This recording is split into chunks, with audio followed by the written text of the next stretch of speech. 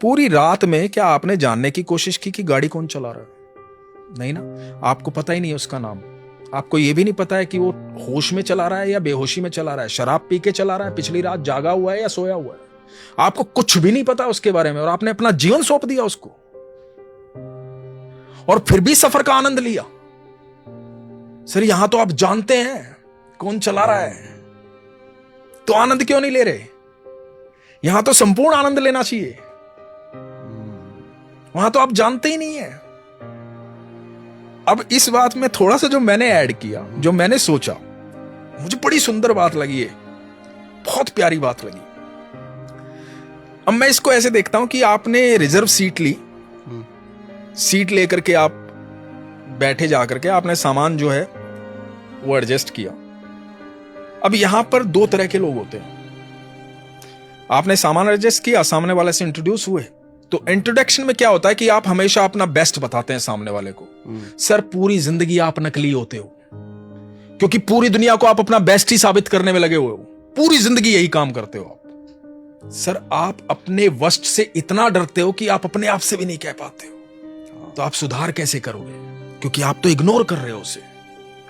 In fact selfie में अगर कोई खराब सेल्फी आ जाए तो हम डिलीट कर देते हैं उसको। हाँ, जिस फोटो हम खराब तो देख रहे हैं आप उसको कितने रखना ही घबराए नहीं। हुए हो, तो आप सुधार कैसे करोगे? आप कुछ करना ही नहीं चाह रहे हो, आप बातों में बेस्ट रहना चाहते हो, बेस्ट होना नहीं चाहते। तो आप क्या करते हो?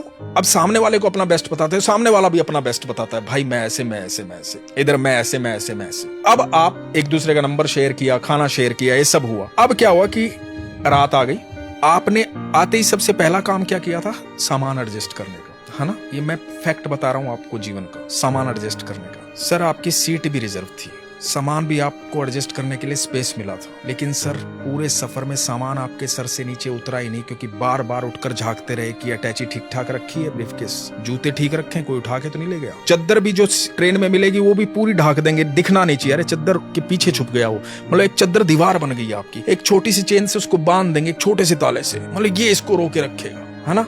किस सामान की बात कर रहे हो? क्यों सर पे बोझ उठाए घूम रहे हो? सफर का आनंद लो ना। और एक आदमी ऐसा होता है सर, जिसको हम अपनी भाषा में अपने तरीके से संत कहते हैं, महात्मा कहते हैं, ज्ञानी विद्वान कहते हैं, साधु कहते हैं। सर उसे सामान की कभी फिक्र नहीं होती, ना उसको सामान की कीमत से वास्ता होता कि वो कितना महंगा और कितना सस्ता है, वो सिर्फ सफर का आनंद ले रहा होता है।